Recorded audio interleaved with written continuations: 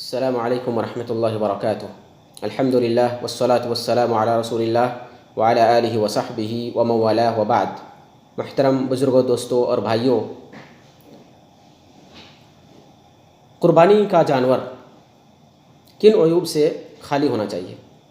وہ کون سے عیوب ہیں کہ اگر وہ قربانی کے جانور میں پائے جائیں تو اس جانور کی قربانی درست نہیں ہے؟ یوں تو قربانی کا جانور جس قدر اچھا ہوگا، موٹا اور پھربا ہوگا، اور عیب اور نقص سے پاک اور خالی ہوگا، وہ اتنا بہتر ہوگا اور اللہ کو اتنا محبوب ہے، کیونکہ ہم اللہ کی راہ میں اسے پیش کرنے والے ہیں۔ تو اللہ کی راہ میں بہتر سے بہتر مال پیش کرنا چاہیے۔ تو جتنا بہتر مال ہوگا، جتنا بہتر جانور ہوگا، اتنا اللہ کو محبوب ہوگا۔ لن تنالوا البر حتى تنفقوا ما تحبون، کہ آپ نیکی تب تک نہیں پا سکتے، یعنی پوری نیکی جب تک کہ آپ پسندیدہ مال اللہ کی راہ میں خرچ نہ کریں۔ تو قربانی کا جانور جس قدر اچھا ہوگا اس قدر اللہ کو وہ محبوب ہوگا۔ لیکن کچھ عیوب ایسے ہیں کہ اگر وہ جانور کے اندر پائے جائیں تو اس جانور کی قربانی درست اور جائز نہیں ہوگی۔ وہ عیوب کیا ہیں؟ وہ 4 طرح کے عیوب ہیں۔ وہ حضرت براء بن عازب رضی اللہ تعالیٰ عنہ کی حدیث میں وارد ہیں۔ وہ کہتے ہیں کہ رسول اللہ صلی اللہ علیہ وسلم ہمارے درمیان کھڑے ہوئے اور انگلیوں کے ذریعے 4 طرح کے عیوب کا تذکرہ فرمایا، اشارہ کیا آپ نے اور فرمایا اربع لا تجزی فی الاضاحی۔ ایک روایت میں ہے اربع لا تجوز فی الاضاحی، کہ قربانی میں 4 طرح کے عیوب جائز نہیں ہیں۔ 4 طرح کے عیوب اگر جانور میں پائے جائیں تو اس کی قربانی درست نہیں ہے۔ پہلا عیب ہے العوراء بین عورها، کانا پن، ایسا کانا جانور جس کا کانا پن بالکل ظاہر ہو۔ دوسرا عیب ہے والمریضۃ البین مرضها، ایسا بیمار جانور جس کی بیماری بالکل ظاہر اور واضح ہو۔ تیسرا عیب ہے والارجاء بین ضلعها، لنگڑا پن، ایسا لنگڑا جانور جس کا لنگڑا پن بالکل ظاہر ہو۔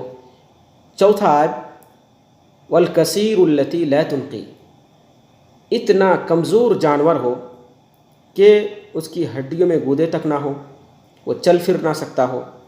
تو یہ 4 طرح کے عیوب ہیں کہ اگر ان میں سے کوئی بھی عیب قربانی کے جانور میں ہو، قربانی کے جانور کے اندر پایا جائے تو اس جانور کی قربانی درست نہیں ہے۔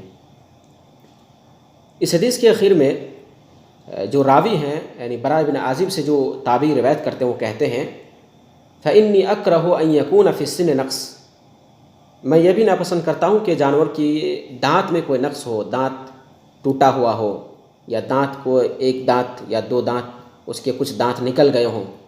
تو براء بن عازب جو اس حدیث کے راوی ہیں، صحابی ہیں، وہ کہتے ہیں ما کرہت فدعہ ولا تحرم ولا حد، جو آپ کو ناپسند ہے اسے چھوڑ دیجئے، لیکن کسی پر حرام مت قرار دیجئے، مت کہیے کہ ایسا حرام ہے، کیونکہ اللہ کے رسول صلی اللہ علیہ وسلم نے اس حدیث میں 4 طرح کے عیوب کا تذکرہ فرمایا ہے۔ کانا، جس کا کانا پن ظاہر ہو، بیمار جس کی بیماری ظاہر ہو، لنگڑا جس کا لنگڑا پن ظاہر ہو، اور بہت ہی دبلا پتلا جانور جس کی ہڈیوں میں گودے نہ ہو۔ تو یہ 4 طرح کے عیوب ہیں، اللہ کے رسول صلی اللہ علیہ وسلم نے بیان فرمائے ہیں۔ ان میں سے کوئی بھی عیب کسی جانور میں ہو تو اس کی قربانی درست نہیں، اور بقیہ عیوب کا تذکرہ آپ صلی اللہ علیہ وسلم نے نہیں فرمایا۔ حالانکہ آپ صلی اللہ علیہ وسلم نے یہ حدیث ایک سائل کے جواب میں بیان فرمائی ہے، جیسے کہ موطا مالک میں ہے کہ سئل رسول اللہ صلی اللہ علیہ وسلم ماذا یتقى فی الضحایا، کہ رسول اللہ صلی اللہ علیہ وسلم نے پوچھا گیا کہ کن کن عیوب سے بچنا ہے، تو پھر آپ صلی اللہ علیہ وسلم نے اس سائل کو جواب دیتے ہوئے یہ 4 عیوب ذکر فرمایا۔ اور یہ مقام بسط ہے۔ اللہ کے رسول صلی اللہ علیہ وسلم جب کسی سائل کے سوال پر جواب دے رہے ہوں تو پورے حصر کے ساتھ، پوری تفصیل کے ساتھ اور شرح کے ساتھ جواب دیتے تھے۔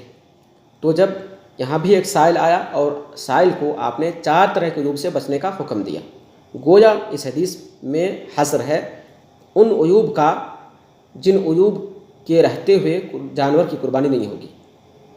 اس سے یہ سمجھ میں آیا کہ ان عیوب کے علاوہ اگر کوئی عیب ہو، جیسے دانت ٹوٹ گیا ہو جانور کا، یا کان میں چھید ہو، سوراخ ہو، یا کان کٹا ہوا ہو، یا چمڑی میں کوئی عیب ہو، تو ایسے جانور کی قربانی درست ہو جائے گی، کفایت کرے گی، لیکن خلاف اولا ہوگا۔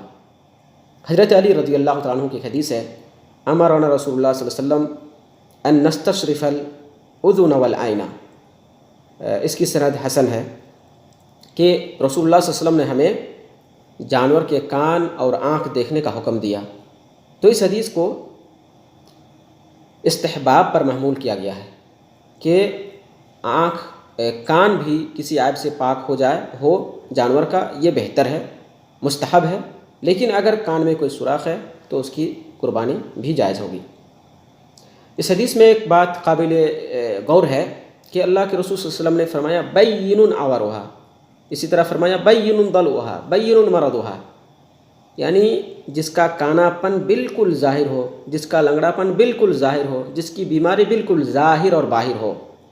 تو اس سے یہ سمجھ میں آ رہا ہے کہ اگر کسی جانور کا لنگڑا پن بالکل ظاہر نہیں ہو، بہت غور سے دیکھنے کے بعد سمجھ میں آتا ہو کہ جانور لنگڑا ہے، تو ایسے جانور کی قربانی درست ہوگی۔ لیکن دیکھتے ہی آدمی پہچان لے کے لنگڑا ہے تو اس کی قربانی درست نہیں۔ اسی طرح کوئی جانور بیمار ہے لیکن معمولی بیماری لاحق ہے، تو ایسے جانور کی قربانی بھی درست ہوگی۔ اسی طرح سے کسی جانور کی آنکھ میں کوئی داغ ہے، دھبا ہے، کوئی نشانی پڑ گئی ہے، کانا نہیں ہے، اس آنکھ سے ہر چیز وہ جانور دیکھ پا رہا ہے، تو ایسے جانور کی قربانی بھی درست ہوگی۔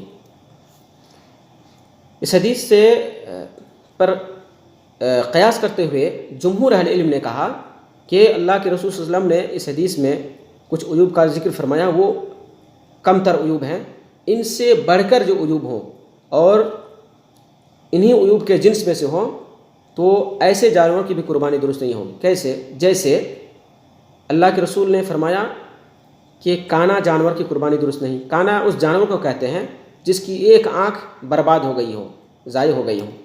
تو نابینا جانور جس کی دونوں آنکھیں ضائع ہو گئی ہوں، اس کی قربانی بدرجہ اولا درست نہیں ہوگی۔ اسی طرح سے آپ نے لنگڑے جانور کی قربانی سے منع فرمایا، تو وہ جانور جس کی ایک ٹانگ ہی کٹ گئی ہو یا دو ٹانگ کٹ گئی ہو، تو وہ لنگڑا سے زیادہ سخت عیب ہو گیا نا، تو ایسے جانور کی قربانی بھی بدرجہ اولا درست نہیں ہوگی۔ اسی طرح سے اس میں اور ایک قابل غور بات یہ ہے کہ والکثیر التی لا تنقی، کہ اتنا کمزور جانور جس کی ہڈیوں میں گودے نہ ہوں۔